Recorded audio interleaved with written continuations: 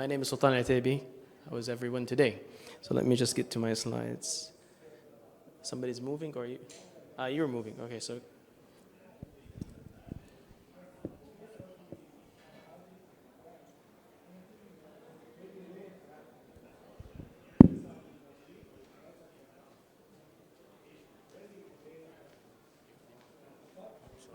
Yeah.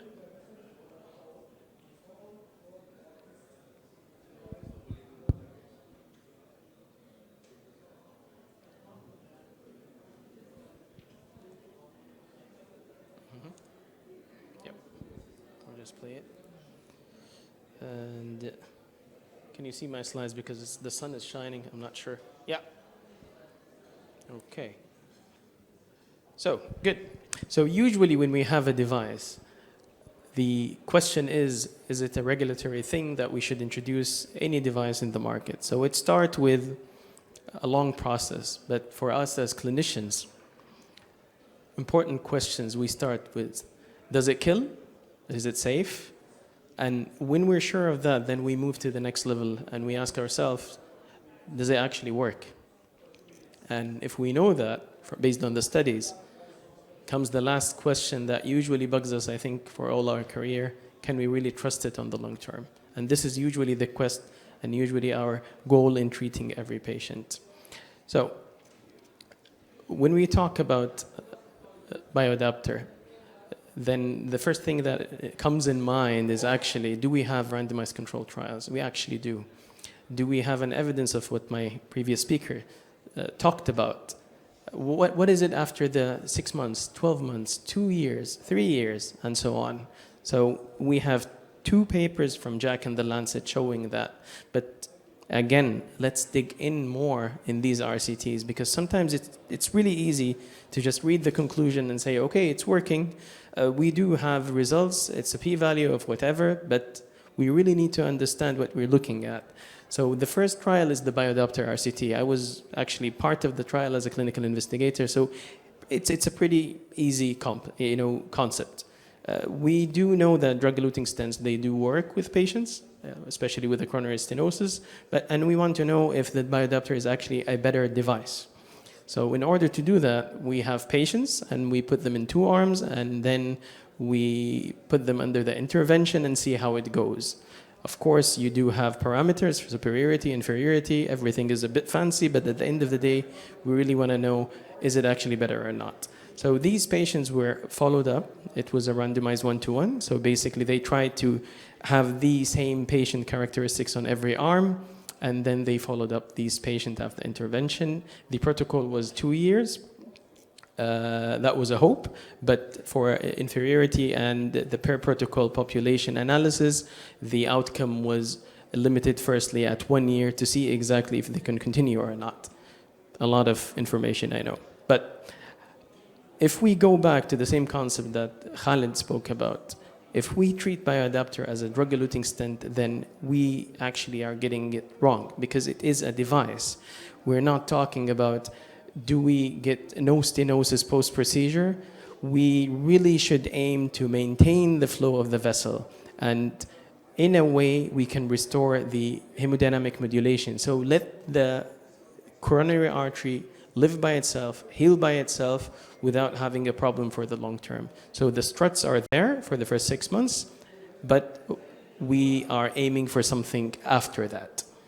And this is what we saw with the bioadapter.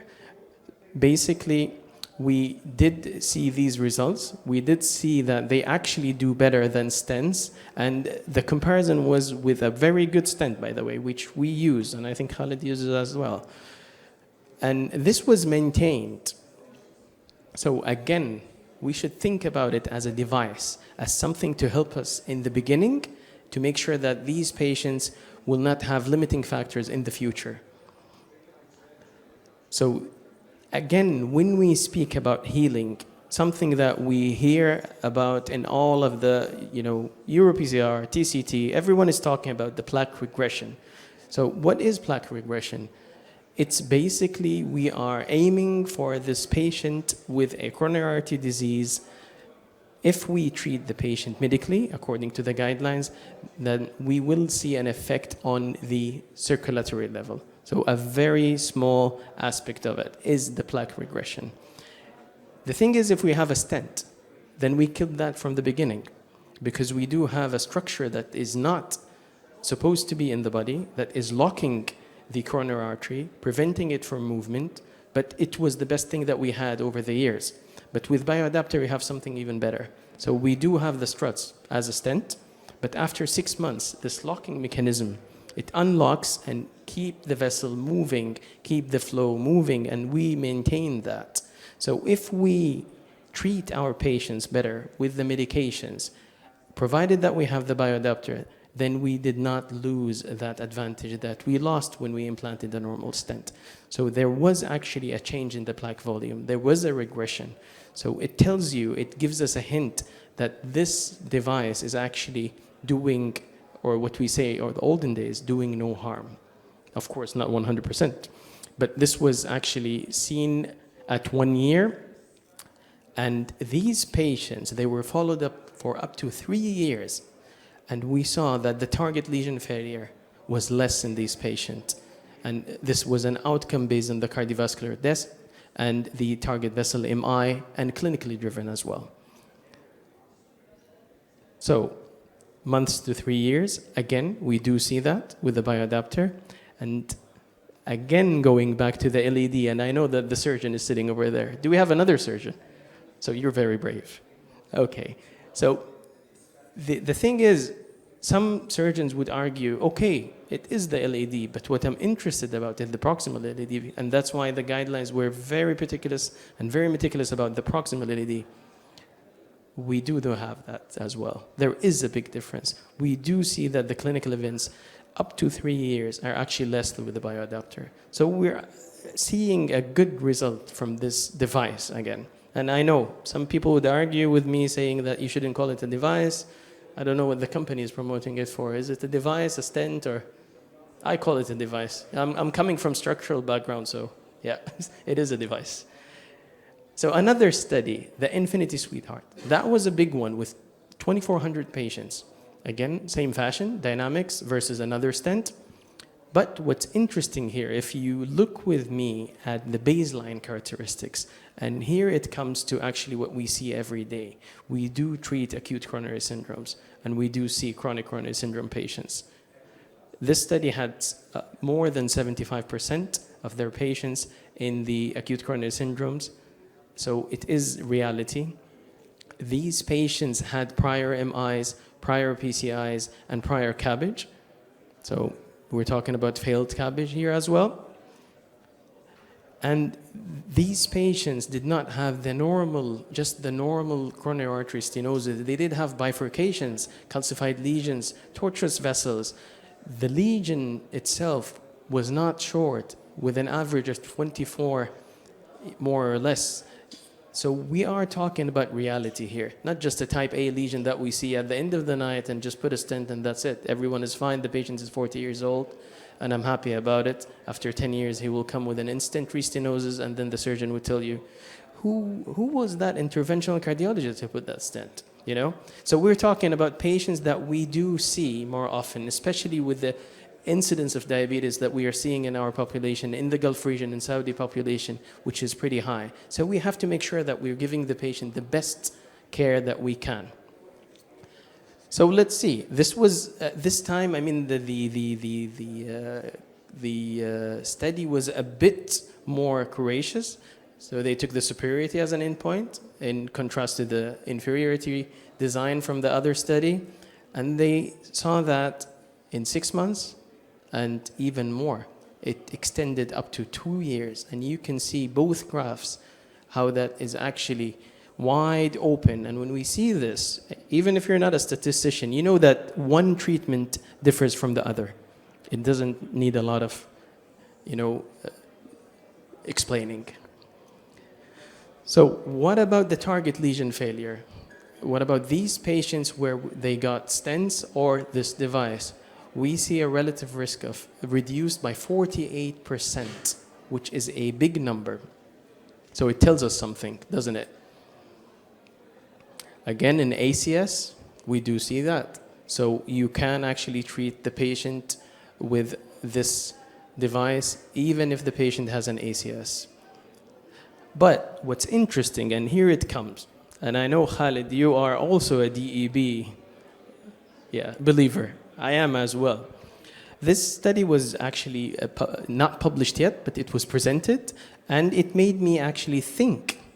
Because we were always for the concept, especially with the physicians that treat long lesion CTOs, with the concept of leave nothing behind, because we know that these struts will give you a problem in the future. So this is a study where they compared patients receiving the device, bioadapter, with patient receiving DEBs in de novos. So basically a coronary artery stenosis where you don't have an ISR, from the Swedish population. So it was pretty easy. All patients came for PCI in Sweden. They put them in this registry and they just waited for the result to see what's happening. And they tried to match them because it was not an RCT. So it's a statistical fancy way to make sure that these patients are more like the same.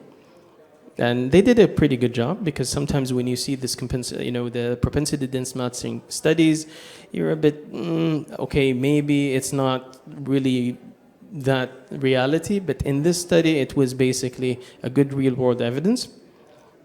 And again, when we talked about the wide open graph, if you look at the left side, I think it is on the left side, blue and red, or whatever happens in the screen. And sometimes it's pink. Is it? Yeah.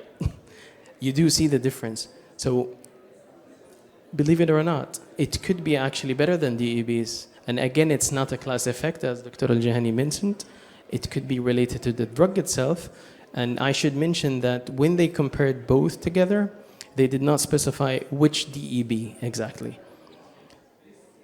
So you would say that maybe the diabetic, they had more problems, when they received these stents, because we know they tend to fail with PCIs. Actually not.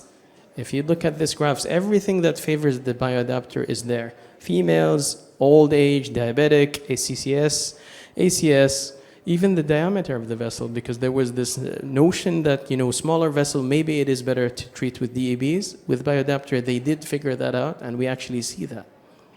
So this is a case that I took from my friend, and I'm sure that he's okay with it. I sent him a message, by the way. So this is Omar Gutkin. He's also actually a very, very, very strong believer in DEBs and bioadapter.